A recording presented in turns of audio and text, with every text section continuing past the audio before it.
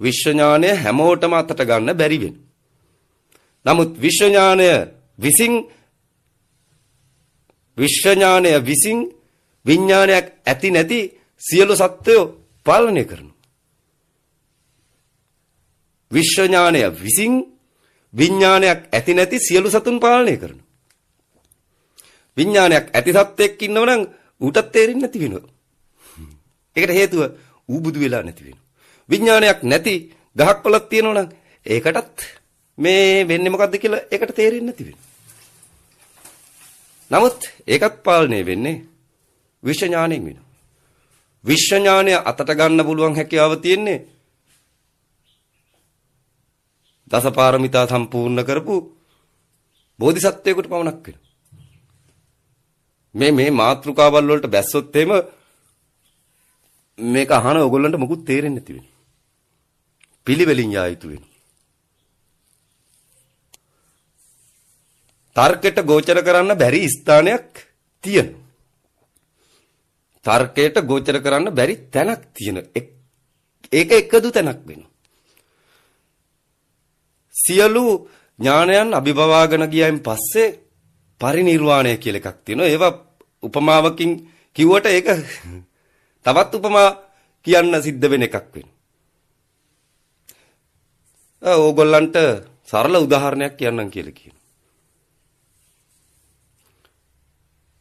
විශ්ව ඥානය තියෙන තැන මේ ආකාරයෙන් එකක් වෙනවා. හැබැයි ඇත්ත එක නොවන මේ කියන්නේ. ආසන්න ස්ථානයක් කීමට හැකියාව තියෙනවා. දැන් ඔයා ඉන්නේ කොතනද? වෙන තැනක් මතක් කරන්න කියලා කියනවා. අන්න එතන විශ්ව ඥානය තියෙනවා. ඔයා ඉන්නේ එතනද? දැන් හිටපු තැන මතක් කරන්න කියලා කියනවා. එතන තියෙන විශ්ව ඥානය වෙනවා. ඒ කියන්නේ තමන් ඉන්න තැන ඒක නැති වෙනවා. තමන් ඉන්න තැන ඒක නැති වෙනවා. ඒක තියෙන වෙනම තැනක වෙනවා. එහෙමයි කියන්න සිද්ධ වෙන්නේ. වෙනම තැනක.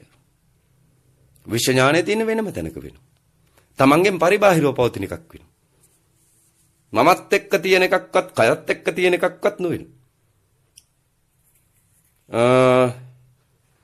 ඔය ඉන්න තැන එක සැරේටම